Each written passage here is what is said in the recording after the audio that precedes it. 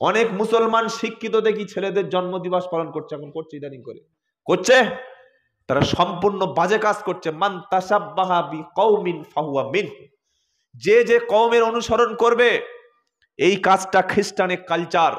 America ইউরোপে বাচ্চা যে দিনে জন্ম হয়েছিল 1 বছর হয়ে গেলে সেই বৎসর ঘুরে আসলে বড় কেক আনে, বেলুন কেনে, মোমবাতি জ্বালায়, ফু দিয়ে লিবিয়ে দিয়ে বলে happy birthday to you, happy birthday to you বলে। আজ মুসলমানের ঘরে শুরু হয়েছে পাকা হারামি কাজ, সম্পূর্ণ খ্রিস্টানদের কালচার।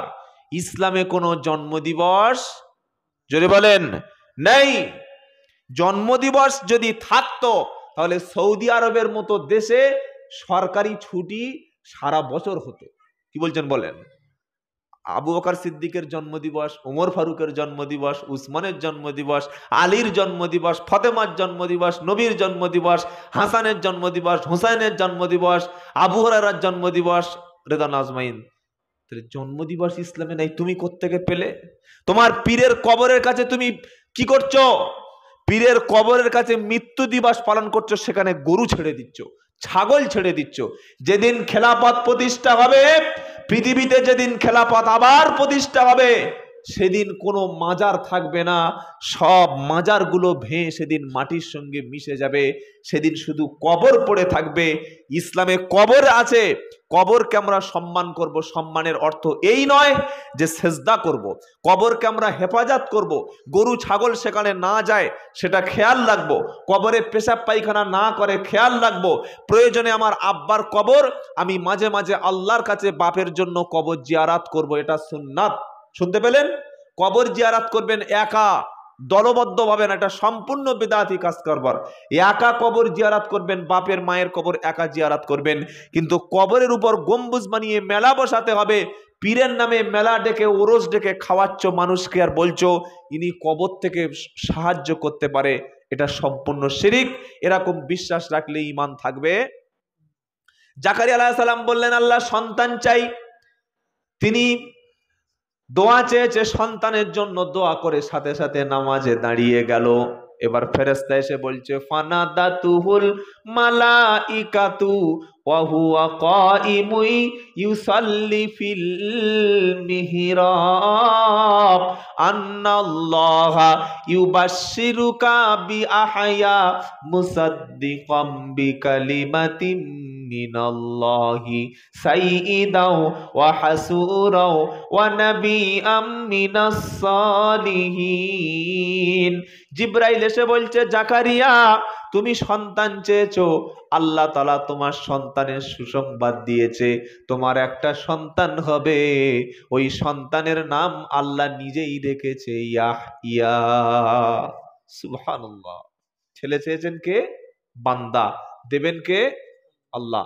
আজ থেকে নিয়ত করুন, জুতার ফিতা যদি ছিঁড়ে যায়, বাড়িতে লবণ না থাকে, টাকা না থাকে, পয়সা না থাকে, রোগ যদি হয়, ব্যাধি হয়, মুসিবত হয়, আল্লাহ ছাড়া কারোর কাছে সাহায্য চাইবো না, ফরিয়াদ চাইবো না, একান্ত আপন ভাবে যার কাছে দোয়া করব তিনি কে?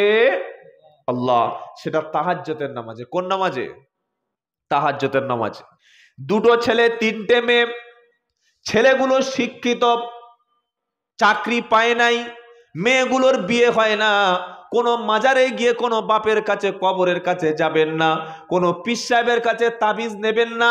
রাত যখন গভীর হবে সেজদায় গিয়ে আল্লাহর কাছে কেঁদে বলুন। কোরআন শোনাচ্ছে রাত্রেবেলা কাঁদবে যারা, ওয়া মিনাল লাইলি ফাতাহাজ্জাদ বিহি নাফিলাতাল লাক। 15 পারা 8 পৃষ্ঠা 13 নম্বর লাইনের 78 নম্বর আয়াত, সূরার নাম সূরা বানী ইসরাইল। আল্লাহ পাক শোনাচ্ছে বান্দারে তাহাজ্জুদের নামাজকে তোমার জন্য নফল বানিয়ে দিলাম। পৃথিবীতে সব মানুষ ঘুমিয়ে গেছে, তোমার সমস্যাটা তুমি কারোর কাছে বলবে না, কবরে কখনো যাবে না, মান্নত করবে না, সেজদা দেবে না, কোনো পীরের কাছে গিয়ে তোমার কষ্টটা বলবে না।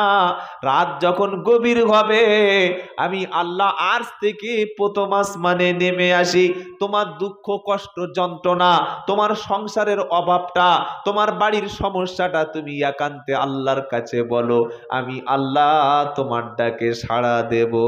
জোরে বলুন সুবহানাল্লাহ। বললে আল্লাহকে বলতে হবে, কে বলেছো বলো। এবার আল্লাহ পাকের কালাম শোনাচ্ছে, ওয়াকালা রাব্বুকুম উদউনি আস্তাজিব লাকুম, 24 পারা 4 নম্বর লাইনের 60 নম্বর আয়াত, সূরার নাম মুমিন। আল্লাহ বলছে, বান্দা তুমি আমাকে ডাকো, আমি তোমারও ডাকে সাড়া দেব। হর হমেশা দেনে কো তৈয়ার হে, जो न मांगे उससे ओ बेजार है। আপনার টাকার দরকার প্রধানের কাছে, গ্রামের একজন পয়সাওয়ালার কাছে, সপ্তাহে যদি 2-1 বার গিয়ে বারবার বলেন যে ভাই কিছু পয়সা দাও না ভাই, বারবার যদি চান, অখুশি হবে না খুশি হবে? তুই এতবার বলছিস ক টাকা দেবো বলবে। প্রধানের কাছে বারবার গেলে বিরক্ত হবে, বাপের কাছে সন্তান বারবার চাইলে বিরক্ত হবে, মুখ্যমন্ত্রীর কাছে চাইলে তাড়িয়ে দেবে, প্রধানমন্ত্রীর কাছে বারবার গেলে তাড়িয়ে দেবে, দেবে না? কিন্তু একমাত্র আমার আল্লাহ এক্সেপশন, ব্যতিক্রম। বান্দা না চাইলে আল্লাহ অখুশি হয়, আর চাইলে আল্লাহ বেশি খুশি হয়। সুবহানাল্লাহ, কি আল্লাহ আমরা পেয়েছি, যার কাছে কি নাই, কি নাই বলুন তো, কি নাই? কুকুরের যে বিশ্বাস আছে একিন আছে, মুসলমানের সেই বিশ্বাস নাই। কুকুরের 8টা-10টা বাচ্চা হয়, 6টা-4টে বাচ্চা হয়। কোনো দিন দেখেছেন কোনো কুকুর মাজার কাছে গিয়ে ঘুরছে?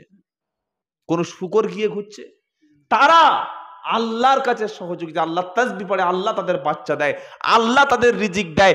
মুসলমানের এই বিশ্বাসটুকু নাই।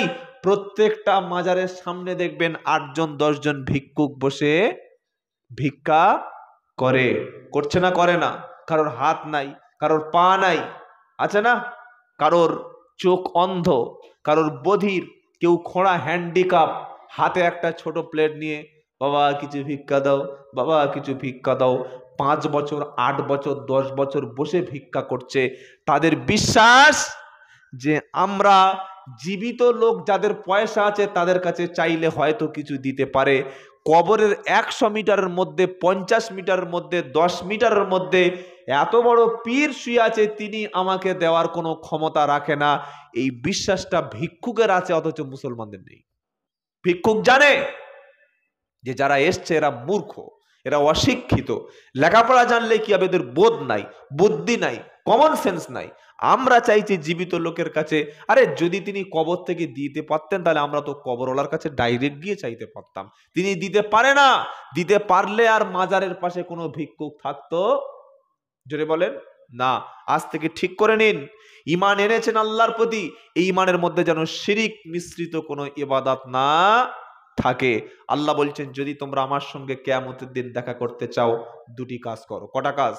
ফামান কানা ইয়ারজু লিকা রাব্বিহি ফালইয়ামাল আমালান সলিহা ওয়ালা ইশরিকু বিইবাদাতি রাব্বিহি আহাদা।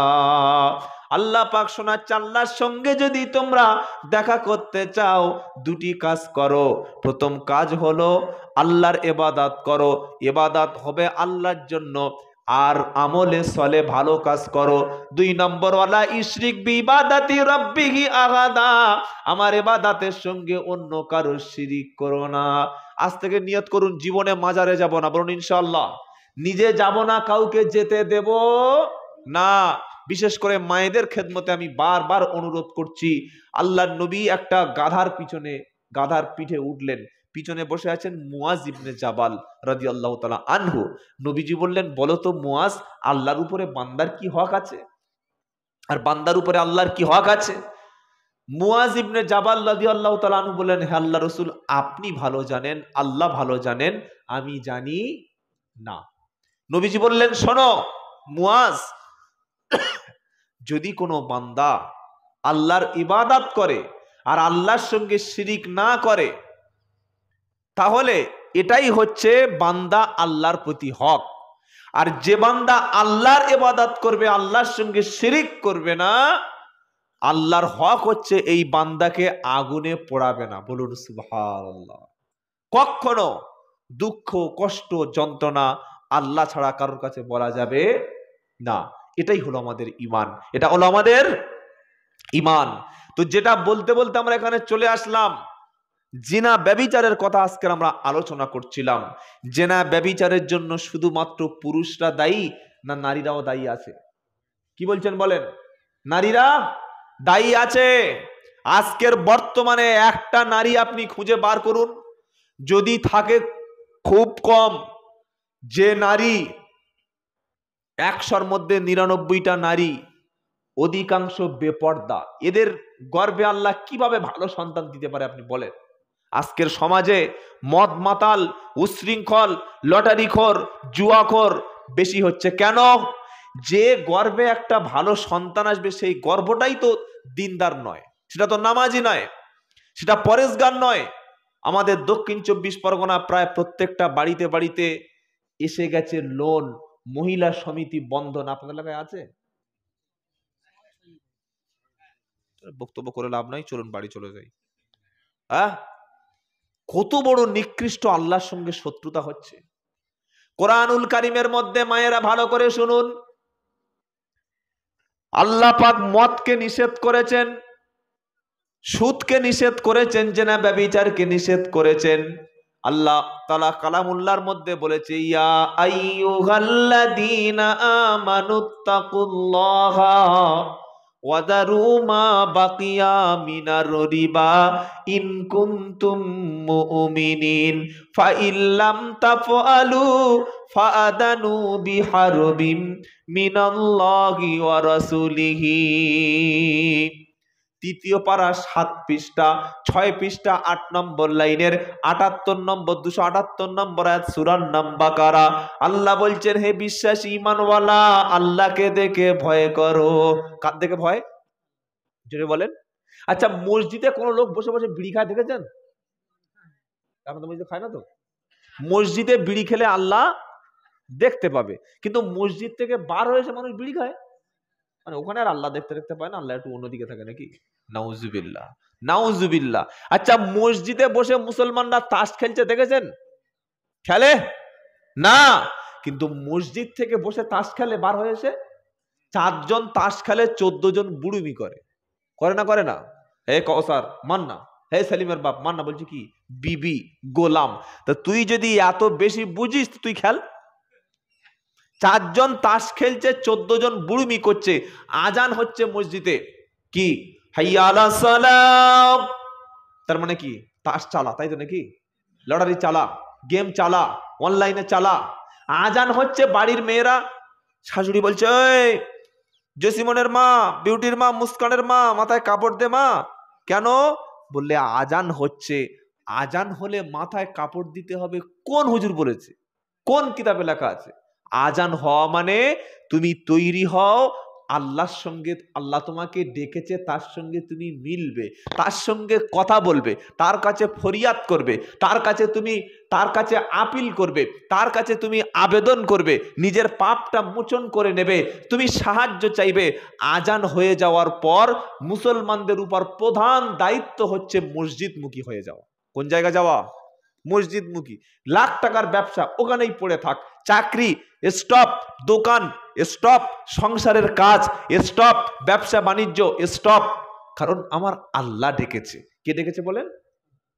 আল্লাহ বললে কি গুনাহ হবে? কে ডেকেছেন জোরে বলেন? আল্লাহ। জোরে বলেন আল্লাহ। সবচাইতে পৃথিবীতে যিনি আমাদের বেশি ভালোবাসেন তিনি কে?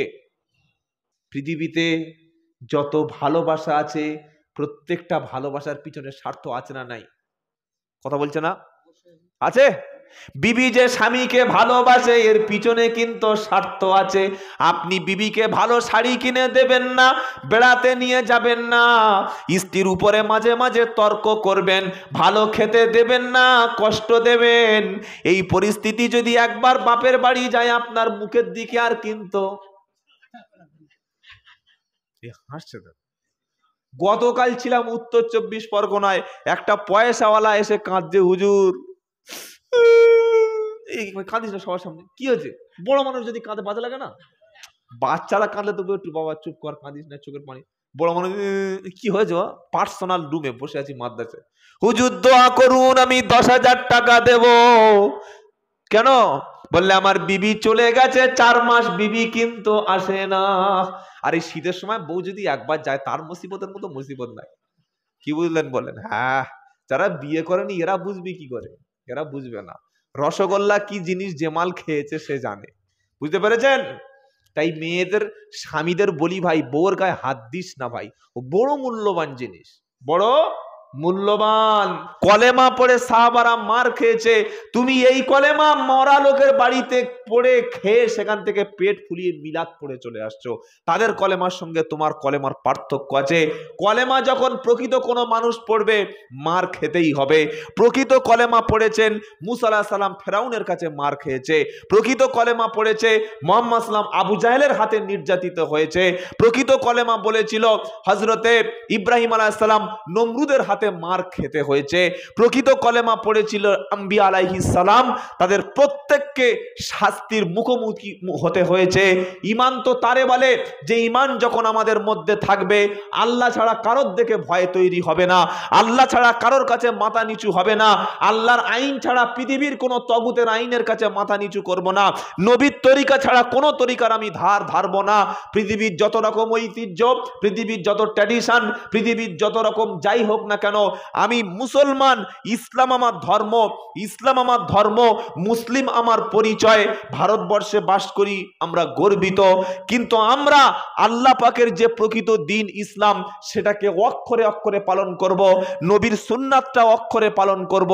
নবীর সুন্নাত আপনাকে প্রথম যেটা করতে হবে ঈমান, লা ইলাহা বলেন ইল্লাল্লাহ। এই এত বড় ঈমানের এত দাম, কিয়ামতের দিন গোটা পৃথিবী পরিমাণ সোনাও যদি কেউ আল্লাহর সামনে দিয়ে দেয়, দুনিয়ায় যদি অন্তরের সঙ্গে মুখ দিয়ে ইখলাসের সঙ্গে কেউ যদি ঈমান আনে, আর ঈমান অবস্থায় যদি আল্লাহর কাছে যায়, যদি শিরক না করে মারা যায়, এই ঈমানদার ব্যক্তির পাপকে আল্লাহ ক্ষমা করে জান্নাত দিয়ে দেবে। বলুন সুবহানাল্লাহ। আর যদি কেউ ঈমান না আনে, ইন্নাল্লাযীনা কাফারু ওয়া মাতু ওয়া হুম কুফফারুন ফালাই ইকবালা মিন আহাদিহিম মিলউলিল আরদি দাহাবা ওয়ালা ইফতাদা বিহি উলাইকা আতাদনা লাহুম আযাবান আলীমা। 3 পারা 20 পৃষ্ঠা 13, 14 নম্বর, 15 নম্বর লাইনের 91 নম্বর আয়াত, সূরার নাম সূরা আল ইমরান। আল্লাহ পাক শুনিয়ে দিচ্ছে, যারা কুফরি করেছে, মহান পরাক্রমশালী আল্লাহর উপরে বিশ্বাস করেনি, আল্লাহর কিতাবের উপরে ঈমান আনেনি, মরার সময় কুফরি করে মরেছে, কিয়ামতের দিনে এই সমস্ত আল্লাহদ্রোহী ব্যক্তিগুলি যদি পৃথিবী পরিমাণ স্বর্ণ দান করে, ফালাই ইকবালা মিনহু, আল্লাহ বলছে কখনো না, কখনো না, ঈমানের পরিবর্তে কুফরি হয়ে মরে কবরে গেলে পৃথিবী পরিমাণ স্বর্ণ আমি আল্লাহ গ্রহণ করব না। কথা মনে থাকবে? কত বড় ঈমানের দাম, কত বড় যে মূল্যবান জিনিস আপনি এনেছেন ঈমান। এই ঈমানকে বাঁচানোর জন্য 5 ওয়াক্ত সালাত, 5 ওয়াক্ত নামাজ। ঈমান ছাড়া, নামাজ ছাড়া ঈমান বাঁচানো সম্ভব যদি বলে না। আজ মুসলমানের দুটো যুক্তি আছে, কি জানেন? এক, বললে আমি নামাজ না পড়লে কি হবে, ঈমান ঠিক আছে, অধিকাংশ মানুষ বলে। আর মায়েদের একটা যুক্তি, বললে মনের পর্দা সবচাইতে বড় পর্দা। বুঝতে পারছেন না? মনের পর্দা সবচাইতে বড় পর্দা, এটা শয়তানের শেখানো বুলি। নামাজ নাই ঈমান আছে, এটা যেমন শয়তান শিখিয়ে দিয়েছে, আর মনের পর্দা বড় পর্দা এটাও শয়তান শিখিয়ে দিয়েছে। তাই কিছু সুন্নি আছে, বেদাতি পীর আছে, তাদের দরবারে দেখবেন পর্দা লাগে না। দেখেছেন না? পাথর চাপড়ি আছে আপনাদের বীরভূমে, আছে না? আমাদের ঘুটিয়ারি আছে 24 পরগনায়, হাড়োয়ায় গোরাচাঁদ আছে, আর আজমিরে ওই ভণ্ডামি আছে। সেখানে নারী পুরুষ মিলেমিশে একাকার জিকির করছে। পুরুষ পীর নারীরা এসে পীর সাহেবের পা হাত দিয়ে পা টিপছে, আরো কত কি টিপছে আল্লাহ জানে। কি বুঝলেন? পীর সাহেব পা লম্বা করে দিয়েছে, নারী এসে খিদমত করছে, স্বামী এসে পীরের কাছে স্ত্রীকে ছেড়ে দিচ্ছে, বলছে কেন? বলছে বাবা 10 বছর বিয়ে করেছি, বাচ্চা হয় না, বাবা বাবা একটা বাচ্চার ব্যবস্থা করুন। তো হারামি, তুই বিয়ে করেছিস 10 বছর, বিয়ে করে বাচ্চা যদি না হয় তার জন্য মেডিকেল টেস্ট করা, তার জন্য কোথায় দুর্বলতা আছে ডাক্তার দেখা, পীর সাহেব বাচ্চা দিয়ে দেবে? হ্যাঁ, তাহলে পীর সাহেবের ছোঁয়া লেগে বাচ্চা হয় না স্বামীর ছোঁয়া লেগে বাচ্চা হয়? কথা বলেন, কার ছোঁয়া লেগে বাচ্চা হয়? স্বামীর ছোঁয়া। এ বলছে পীরের কাছে 1 সপ্তাহ থাকলে বাচ্চা হয়। আপনি আমার গাড়িতে চলুন, আমি ঘুটিয়ারি কালকে আপনাকে নিয়ে যাব। আবার তারা শরীফ বানিয়েছে, ঘুটিয়ারি নাকি আবার শরীফ। শরীফ তো 4টি, 1 মক্কা শরীফ, 2 মদিনা শরীফ, 3 কুরআন শরীফ, 4 যদিও কুরআন মাজিদ, যদি আমরা বলি তো কোরআনই শরীফ, এর বেশি নয়, 4 হাদিস শরীফ। এর বাইরে পৃথিবীতে কোন শরীফ, আসতে বললেন কেন, নাই। মাজার শরীফ হবে কেন? মাজার তো কবর। মাজার ইসলামের শব্দই নয়, আসল শব্দ হবে কবর। কিন্তু বেদাতীরা কবরকে মাজার বানিয়েছে, বানায় নাই? কবরকে মাজার বানিয়েছে। মাজারে ওরস হচ্ছে, আর বাড়ির মেয়েরা ঈমান নষ্ট করার জন্য মাজারে যাচ্ছে। আস্তাগফিরুল্লাহিল আযীম। ঈমান এনেছেন, এই ঈমানকে টিকিয়ে রাখার জন্য আপনার প্রথমে আল্লাহ ছাড়া কোনো রুজি দাতা নাই, আল্লাহ ছাড়া কোনো সন্তান দাতা নাই, এই বিশ্বাসটা প্রথমে আনতে হবে। কত মুসলমান শিক্ষিত যুবক মাজারে গিয়ে সেজদা দেয়, মাজারে চাদর চাপায়, বাড়ির মেয়েরা মাজার মুখী হয় এবং মনে করে কবরে যিনি শুয়ে আছেন তিনি কোনো দেয়ার ক্ষমতা রাখে। ওরে শিক্ষিত ব্যক্তি, তুমি তোমার স্ত্রীকে নিয়ে মাজারে গেছো, মাজার থেকে ঘুরে এসে বলছো মাজারে গিয়েছি বলে আমার বাচ্চা হয়েছে, তার মানে তুমি স্বামী অক্ষম, তুমি বাচ্চা তৈরি করতে পারোনি। মাজারে গেছে মানে বাচ্চা হয়েছে, তাহলে বাচ্চাটা তোমার বাচ্চা না মাজার পীরের বাচ্চা? কার বাচ্চা ওটা? ছি ছি ছি ছি ছি। এবার কোরআন শুনুন।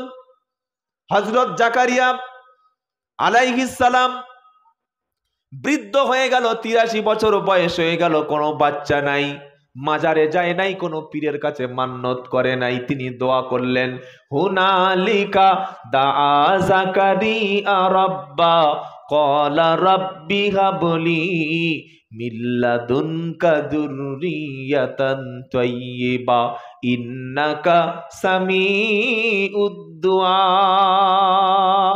আল্লাহু আকবার। 3য় পারা সূরা আল ইমরানের 38 নম্বর আয়াতে প্রথম লাইনেতে জাকারিয়া আলাইহিস সালাম বৃদ্ধ মানুষ দোয়া করে বলল, রব্বানা আমাকে একটা নেককার পবিত্র সন্তান দান করুন। যেহেতু দোয়া আপনি শ্রবণ করেন, আমাদের ফরিয়াদ, দোয়া, মুনাজাত, চাওয়া পাওয়া কে শোনেন? জোরে বলেন। কবরে যিনি শুয়ে আছেন তার শোনার কোনো ক্ষমতা? জোরে বলেন। কোরআন বলছে, ইন তাদউ লা ইয়াসমাউ দুআউকুম ওয়ালাউ সামিউ মাস্তাজাবু লাকুম। যদি তোমরা আল্লাহ ছেড়ে অন্য কবরের কাছে চাও, খাজার কাছে চাও, পাথর চাবড়ি চাও, ঘুটিয়ারি চাও, গোরাচাঁদ পীরের কাছে, কবরবাসীর কাছে যদি তোমরা চাও, লা তাসমাউ দুআউকুম, তোমাদের দোয়া তারা কখনো শোনে। জোরে বলেন। আল্লাহ বলছেন, ইন তাদউহুম লা ইয়াসমাউ দুআউকুম, ইন তাদউহুম, যদি তারা শোনে, তোমাদের দোয়া শুনে সাড়া দেওয়ার মতো ক্ষমতা, যদি বলো, এমনকি কবর থেকে তোমার সামান্য কোনো পরিবর্তন করতে পারে না। কুলিদু উল্লাযীনা যাআমতুম মিন দুনিহি ফালা ইয়ামলিকুনা কাশফাদ দুররি আনকুম ওয়ালা তাহবিলা। 15 পারা 6 পৃষ্ঠা 6 নম্বর লাইনের 56 নম্বর আয়াত, সূরার নাম বানী ইসরাইল। আল্লাহ বলছে, কুলিদু উল্লাযীনা যাআমতুম মিন দুনিহি ফালা ইয়ামলিকুনা কাশফাদ দুররি আনকুম ওয়ালা তাহবিলা।